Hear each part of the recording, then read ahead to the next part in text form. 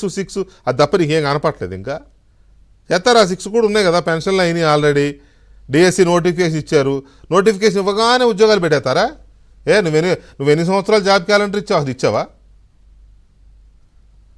ఏమన్నా ఏదో అంటారు, ఏదో ఉండాలంటారు. ఏమీ లేకుండా ఇష్టం వచ్చినట్టు మాట్లాడడం ఇదొకటి. ఇక జగన్మోహన్ రెడ్డి గారు ఆయన లేఖ రాశాడు, 8 పేజీలో 9 పేజీలో లేఖ రాశాడు ప్రధానమంత్రి గారికి.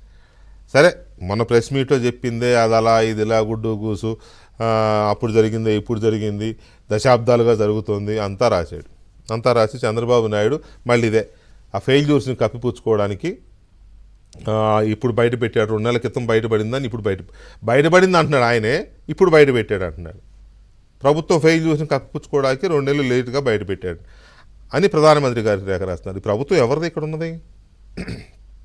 ఎవరిదయ్యా ఏపీలో ఉన్న ప్రభుత్వం? ప్రధానమంత్రి గారిది కాదా? ఎన్డీఏ ప్రభుత్వం కాదా? ప్రభుత్వంలో బీజేపీ వాళ్ళు లేరా మంత్రులుగా? వాళ్ళ ఎమ్మెల్యేలు లేరా? డైరెక్ట్గా మీ ప్రభుత్వం ఫెయిల్ అయింది ఏపీలో అనలేకపోయావే? నేను అడుగుతున్నా, ఐఎమ్ ఆస్కింగ్. మా రాష్ట్రంలో ప్రధానమంత్రి గారు, మా రాష్ట్రంలో మీ ప్రభుత్వం ఫెయిల్ అయ్యింది, మీ ప్రభుత్వం ఫెయిల్ అవ్వడం వల్ల వైఫల్యాలను కప్పిపుచ్చుకోవడం కోసం మీ ముఖ్యమంత్రి నివేదికను తీసుకొచ్చి ఇప్పుడు బయట పెట్టి అల్లరి చేస్తున్నాడని చెప్పేసి అన్నావా? మీ ప్రభుత్వం అనగలిగావా? నో. చంద్రబాబు చంద్రబాబు చంద్రబాబు చంద్రబాబు ఇదే, ఇది తప్ప ఇంకోటి లేదు. పోనీ నువ్వు మోడీ గారిని ఏమడుగుతున్నావు? మీ నిర్ణయం కోసం, మీ స్పందన కోసం యావత్ దేశం ఎదురు చూస్తుందన్నావు. అంటే ఇది దేశవ్యాప్తంగా భక్తుల మనసులు గాయపడ్డాయి ఈ కల్తీ ఉదంతంతో అనేది ఒప్పుకున్నట్టే కదా? యావత్ దేశం మొత్తం హిందూ లోకమంతా బాధపడుతున్నారని ఒప్పుకున్నట్టే కదా? 2, మీ స్పందన, మీ నిర్ణయం కోసం ఎదురు చూస్తున్నారు అని అంటే మీరేం చెప్పదలుచుకున్నారు? ప్రధానమంత్రి గారిని నిర్ణయం ఏం తీసుకోమని అడదలుచుకున్నారు మీరు? అందులో రాయలేదే దీని మీద ఎంక్వైరీ చేయించండి, సిబిఐ ఎంక్వైరీ చేయించండి, సిట్టింగ్ జడ్జితో చేయించండి, లేకపోతే ఇంకోటి చేయించండి, నేను రెడీగా ఉన్నాను ఫేస్ చేయడానికి అని రాయలేకపోయావే? అసలు అందులో ఆ 9 పేజీల లేఖలో ఎంక్వైరీ అని ముచ్చటేది, అసలు ప్రస్తావనేది. అసలు నాయకుడేమో ఎంక్వైరీ గురించి మాట్లాడు. ఇక కొసర నాయకులు గల్లీకి ఒకడు బయలుదేరి ఎంక్వైరీ చేయండి.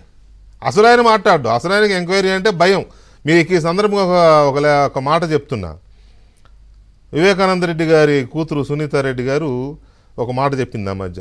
నేను జగనన్నను కలిశాను, అవినాష్ రెడ్డి పేరు లేదేంటి అందులో, అవినాష్ దీనికి ప్రధాన సూత్రధారి, వాడిని పెట్టు అని అడిగితే అవినాష్ని ఏమన్నా అంటే బీజేపీలోకి వెళ్ళిపోతాడు, నాదేముంది, నాకు 11 కేసులు ఉన్నాయి, మహా అయితే ఇంకొక కేసు 12 యాడ్ అవుతాయి అని అన్నాడే లేదా? అన్నాడని నాకు చెప్పింది కదా. అంటే ఆయనకి ఆ భయం ఉంది, కేసుల సంఖ్య పెరిగిపోతుందని.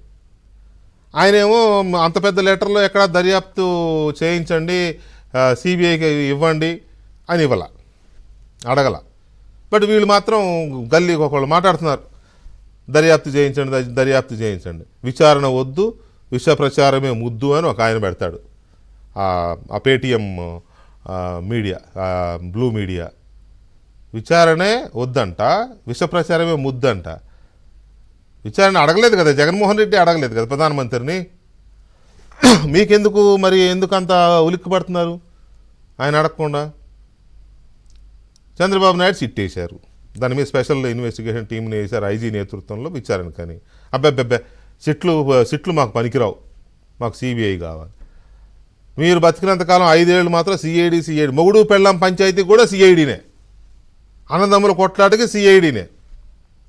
సోషల్ మీడియాలో నన్న పోస్ట్ పెడితే సిఐడినే. అదేమి లేదు, ఇంక మొత్తం సిఐడి. ఆ సిఐడి బాసులుగా ఉన్న వాళ్ళు నువ్వు చెప్పినట్టు వినాలా, వాళ్ళని తీసుకొచ్చి లోపలేయాలి, కొల్లబడవాలి, ఇది జరిగేది. అప్పుడు మాత్రం నీ సిఐడి, నీ అండర్లో పనిచేసిన పోలీసు అధికారులు, అదే ఇప్పుడు సస్పెండ్ అయ్యి కేసులు ఎదుర్కొంటున్నారు కదా, వాళ్ళు ముద్దనమాట. ఇప్పుడు సిట్టొద్దు. ఇప్పుడు ఏపీ పోలీసులు కానీ ఏపీ గవర్నమెంట్ వేసే సిట్ అంటే మీకు నచ్చదు. సిబిఐని అయితే వివేకానంద రెడ్డి గారి కేసునే మేనేజ్ చేశారు మీరు. సిబిఐ ఎస్పీ మీదే కేసు పెట్టిన గనులు మీరు. అలాంటి సిబిఐకి ఇస్తే ఏంటంటే మేనేజ్ చేసుకోవచ్చు. లేకపోతే ఇంకొక ఆయన అడుగుతారు రిటైర్డ్ జడ్జికి ఇవ్వండి అని. మీకు తెలియదా మీరు న్యాయ వ్యవస్థల్ని ఎలా ఇది చేశారో? జడ్జిలనే భయపెట్టిన వాళ్ళు మీరు. ఏపీ హైకోర్టు జడ్జిలుగా ఉన్న వాళ్ళని కరోనా అంటిస్తాం ఏం చెప్పినట్టు వినకపోతే అని భయపెట్టలేదా? ఇది ఒకటి. ఇక రెండోది, ఇది అత్యంత ఇంపార్టెంట్. నేను ప్రేక్షకులకు నా విజ్ఞప్తి ఏంటంటే, వీళ్ళకి వెంకటేశ్వర స్వామి అన్న, వెంకటేశ్వర స్వామి ప్రసాదాలన్నా, తిరుమల అన్న ఎంత ఎంత ఎంత చులకన భావం అంటే, వాళ్ళకి ఇప్పుడు కూడా తప్పు సరిదిద్దుకునే ఆలోచన లేదు. తప్పు జరిగితే విచారణ జరిపించండి అనే ఆలోచన లేదు. ఇప్పుడు